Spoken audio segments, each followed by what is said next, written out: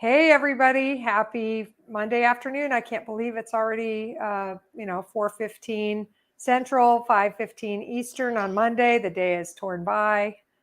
Um, President's Day. yeah, President's Day. Some of you may not have been working at Convergence. We worked today, and mainly because we take a big, huge holiday break at the beginning of the year, and then we run like holy heck to try to catch up from all that time off. But this is HR Huddle, and we're here to talk all things HR, all things talent.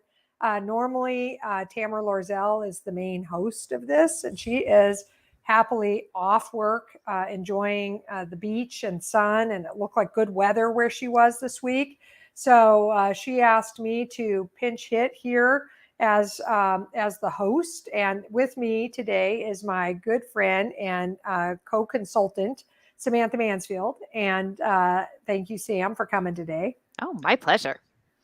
So we thought Samantha and I, ran through a big list of possibilities, but we both got sort of stuck on and had a big fat conversation about asynchronous work. Also, what we call it convergence, anytime work, not to be confused with all the time work, which is not what we're proponents of. We're proponents of anytime work. And we thought we'd start definitionally, and then we'll kind of dig into the whys and what are the objections and all of those things. And we welcome your comments along the way. Don't forget that you can chat them into the various platforms, and we should be able to see them here and interact with them. So please feel free to chime in along the way, and we're glad you're here to be with us. So asynchronous work or anytime work, what is it? It is recognizing that we are no longer going to be able to sort of sync up our team members to arrive at exactly 8 o'clock on the dot to work, whether they are arriving to a physical location or dialing in, logging in to Teams or whatever. We're not going to be able to say, well, we are all going to sync up at 8 a.m. and we will furiously work together until 5 p.m. when the whistle blows, or until 7 p.m. during busy season, or 8 p.m. or whatever. And we will be synced up in our work times. That is the traditional approach. And you could say, well, that's kind of ridiculous, ladies. We haven't done that in a long time. People start some at 9, some at 7. We don't care if they go to the dentist during the day and then come back. Well, we know that. We know that there is some flexibility to that super synced up 8 to 5. But new school, progressive firms, and really the way the world is headed is to asynchronous work, where we no longer say, here are the hours we need you to work. Instead, we say, what hours will work for you?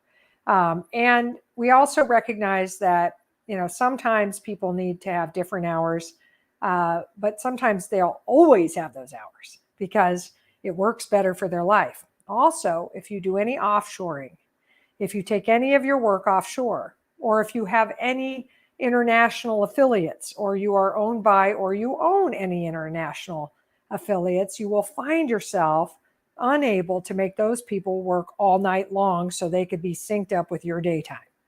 If anybody agrees to that offshore, they won't work for you long, because that's, graveyard shift is tough. And so the truth is, the minute you go offshore, you begin completely asynchronous, almost 24-hour workday. And you have team members working out of sync, timing wise. So, Samantha, what are your thoughts? Where do you want to start with this idea? Because we're proponents, we believe in it. And so, what are some of the pitfalls, or what are some of the benefits? Where do you want to start, Samantha? Sure. And I think you're 100% right. I think what we first need to recognize is that there are strengths and weaknesses to both styles of working in an asynchronous environment as well as a synchronous environment. And I think one of the other elements for us to keep in mind is we're trying to navigate this environment of really a blended environment, and that we're committed, and much of the professional world is committed to this now, is that recognizing that asynchronous has its place, because there 100% are studies that show there are certain work and there are certain personalities that do perform more productively, get more work done in an asynchronous environment. But what we also talk about is that with the synchronous, that's where a lot of idea sharing happens, or where we get worried, that's where most of the learning happens, which we got to pause on that one and we can touch on that too. But with the synchronous, that's where we get a lot of our connections and our networking. And so there's really a balance, and there's not a one or the other. It's just like in this hybrid environment that we're in, it's not everybody's remote and we're never together, and it's not forcing everybody to be together and we're never remote. It's gray lines. It's fuzzy all over, I guess, if you'll put it that way. Yeah. Well, and I think on this idea that, it's not all or nothing, I completely agree. But I think if we had to err on the side of something, it's going to be to try not to force like synchronized swimming or something. There's a lot of, um, discipline that isn't possible in complete synchronization. We just can't do it. And you mentioned, there's personality types. Well, they call it a chronotype, and you're born with this chronotype. And some people are like early birds. And I'll take Renee on our team, and she's really working really early. She gets up and she doesn't need any more sleep at that time, and she can get on at 5:30 in the morning her time, and that's 4:30 in the morning my time. And I am not up ready to work on her stuff at that hour or be synchronized with that. But I might have gone to bed an hour before she gets up. And she may take, because my chronotype is night owl. And there are different chronotypes, and there are studies out there that show this genetic predisposition or preferences for when you seem to flow best, when you really can concentrate best. As a parent, when I had little babies and a bunch of little kids, and I needed to work and take care of my children and get them dinner and make sure they were bathed and get them ready for school the next day and those sorts of things, I would quit work at 6 p.m. but go back after they went to bed at 9. That was perfect for my chronotype, by the way, because I'm a night owl. Other people, that might not work at all for them. They need to go to bed by 9 or 10. And so they would go to bed, but they might get up early before their kids go to school, or, whatever it is. And so depending on what people have as natural predisposition, we should honor that.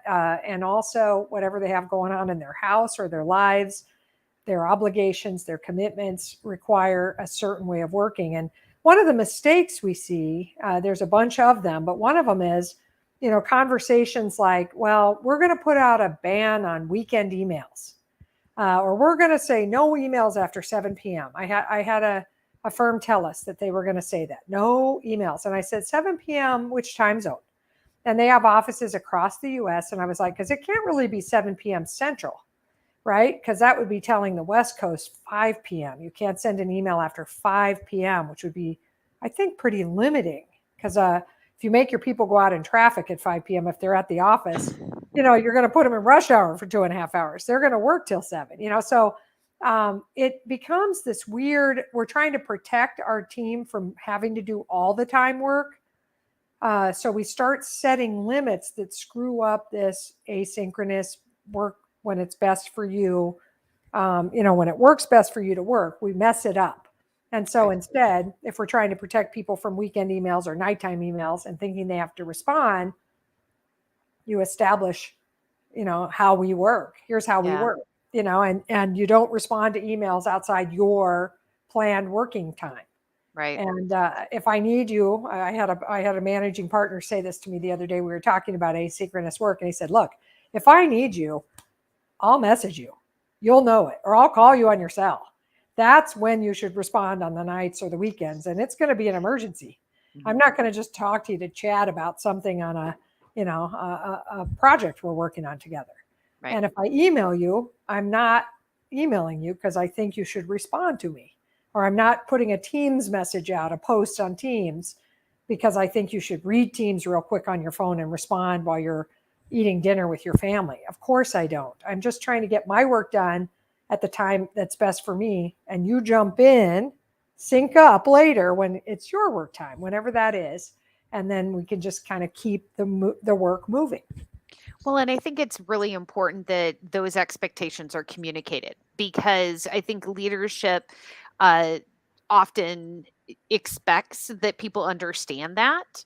Uh, but especially your very ownerly kind of employees, your the people that are highly responsible, that you just count on, they will tend to see that. Or especially the people that, man, I clean out my inbox before I leave for the day and then I'm good. And it creates like this pressure. And that's where I think for those type of people, the notifications get turned off on your phone. There's great new settings that are on your phone, and people always complain these are the greatest and the worst inventions ever, right?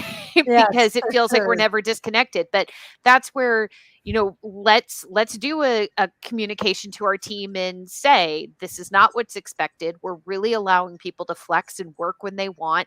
Here are tips on how you can, change notification settings on your phone, because maybe not everybody looks that up, so that we're not creating that, right? We're helping to foster and set boundaries of when we're working, so that it's not we're working all the time. And then that does take a little bit of a mindset shift of, man, I had my inbox cleaned out at the end of the day. And then if I am like Renee and like to start at 5 a.m., which I am not like Renee, Yeah. I am not a 5 a.m. person. But if you are, and you were thinking, man, I love that because my inbox is clear and I can get all this work, and then you start and there's all this stuff in your inbox because somebody else is a night owl, that's working on your mindset shift of saying, I don't start my day in my email. I start my day with whatever project or importance maybe that needed to happen, because there have been studies too that have shown when we start our day in our email, it puts us in a reactive mode all day.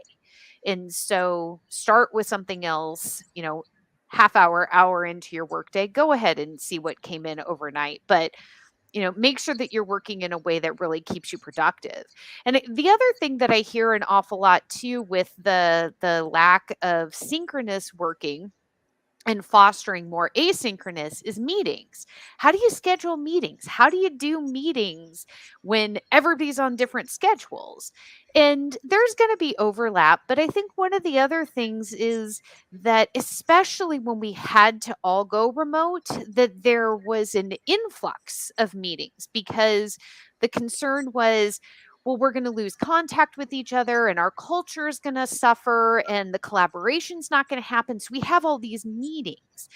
And one thing that I would encourage people to really do when they're thinking about their meetings is that, if the meeting time, if what's discussed in the meeting really could have been shared via an email, then we're really not maximizing synchronous work time.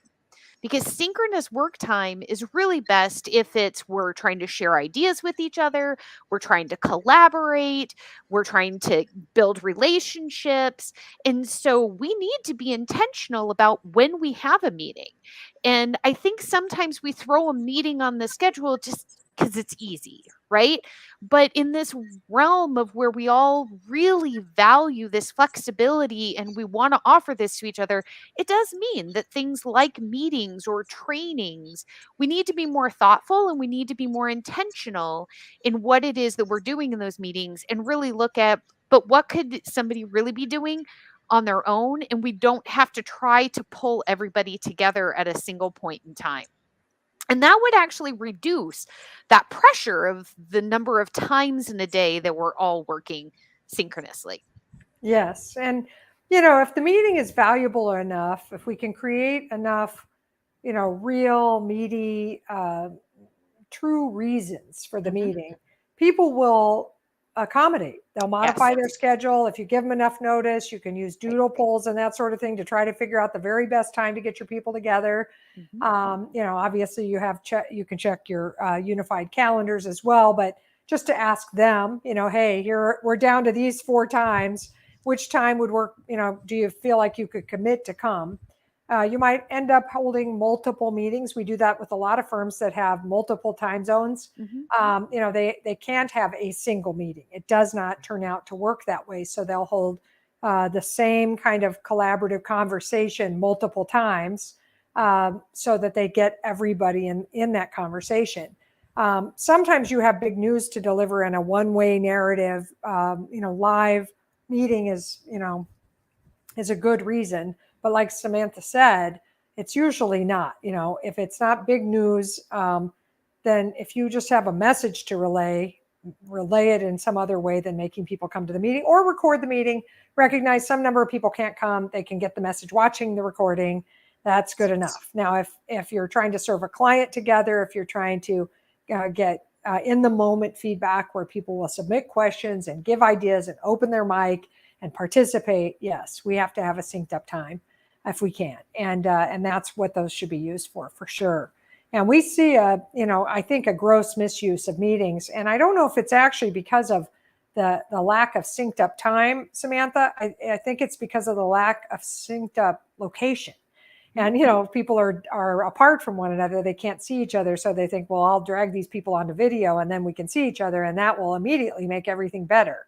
And it doesn't, it's not necessarily more effective just because we did that. So really thinking through, when am I asking people to come to the office and how could we use that time maximally?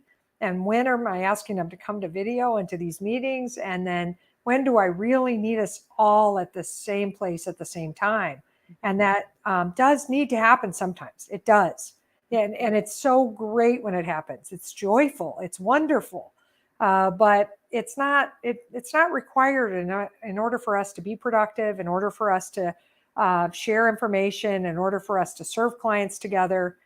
We can be out of sync, if you will, on our location. In different locations, we could be working different timing. We might have a little overlap during the day, but our timing has a lot of time when you're working and I'm not, and vice versa. And we could still be super productive. And that's what we want firms to be thinking about.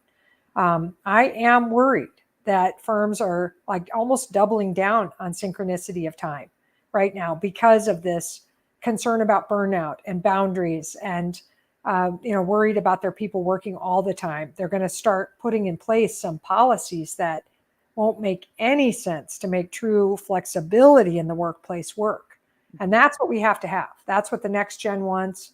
That's what all destination workplaces will have, is true flexibility, almost unlimited flexibility in how you work and where you work and when you work. Yeah. And I think when you look at, even on this particular topic, how many universities are focusing on this and how they're building curriculum that incorporate the two. So being cognizant that your future candidates are being educated, having this flexibility, they're going to value that going into their career, and knowing that this is a career that can allow that. I was just reading about, was it Belgium? I might have the country wrong, that is voting countrywide about going to the 4-day work week.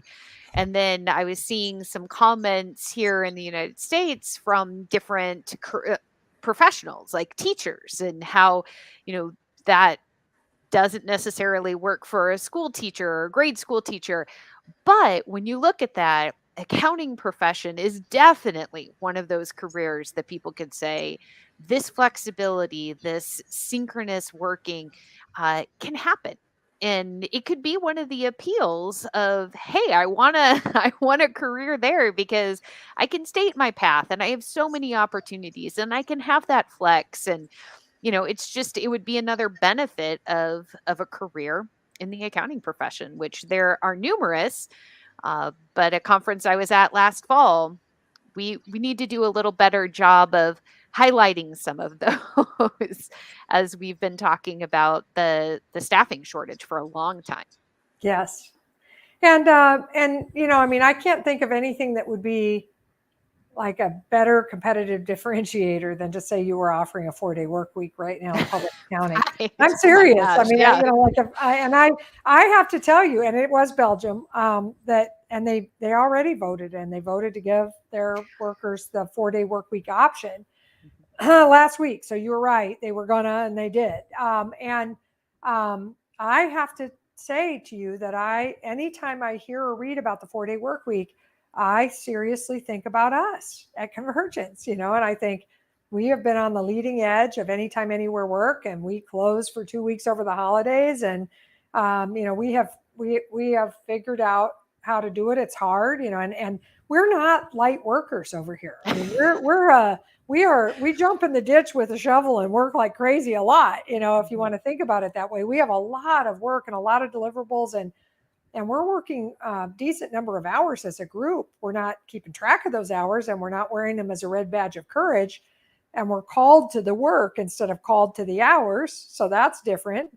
But we are trying to figure out how to give ourselves room for life all the time too. Yeah. And because that's really what it's all about. I mean, at the end of the day, you wake up one day and you're decently old and you're at the end of the line. And what do? You turn around and say, man, I worked a lot of 8 to 5s and I was really, it's not about that. It's not, life isn't about that. And so we've got to figure out how to have people be attracted to this profession, because we understand that life is about work and life and making a difference and figuring out how to blend it all and being flexible and authentic and cool with one another about what you have going on and what your objectives are, and how can we figure out how to make what you want to do work with what we're doing.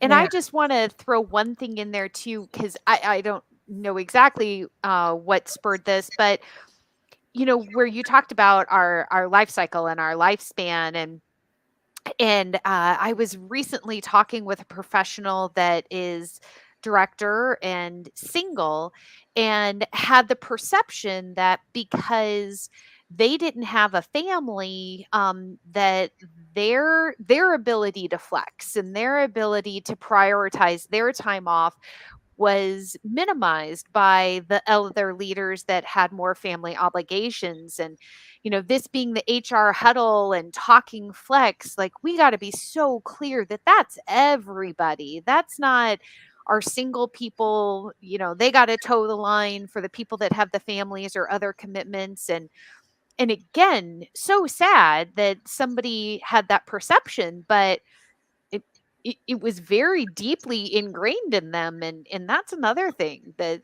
this is available for everybody. We all have those priorities in our life. It doesn't mean that the priority is simply because we have a family or not. Our priorities outside of work are just as important for everybody at every life stage. And Exactly. otherwise we don't have an inclusive firm, Right. There's exclusionary clauses or something, and that's not fair. And none of us wants to, it's not equitable. None of us wants to be that. But I agree, Samantha, there is like you're young and single, you can sacrifice everything, and there's also like a tradition in our profession going way back to fingerless gloves or something, that like, I come out of college and I work, night and day, I just work 100-hour weeks or something, and so, like the young will pay their dues and all that stuff. And none of that is valid anymore, ladies and gentlemen. That doesn't mean we shouldn't all work hard together asynchronously to meet our goals and to make a difference for our clients. We should. But, having some of those old stories, and I do think, I love you for raising that, because one of the things that we should be thinking about is, what are the old stories that we have in our firms and that we have in our profession that are just totally invalid? And that might be a fun contest or something for us to run, or a social media campaign, Caroline, about like, what are some old stories in the profession or at your firm that you just think are invalid? And when people tell them, your inner dialogue is screaming. But anyway, I think synchronous is best is one of those old stories. And it doesn't mean never working together at the same time, but not always. Right. So anyway, I appreciate you processing this with me, Samantha. I think we have a lot more of it to do, and we're getting ready to do our Anytime, Anywhere work survey this year. We'll have to think about synchronicity as part of the questions. Really digging into that a little bit this time. So I'm excited to do that. And I appreciate you coming today. I appreciate all of our listeners and participants. Let us know what other topics we could cover for you. Thank you, Caroline, very much for being our trusty guide today on StreamYard. And thanks, everybody. We'll see you next week. Bye now. Bye-bye.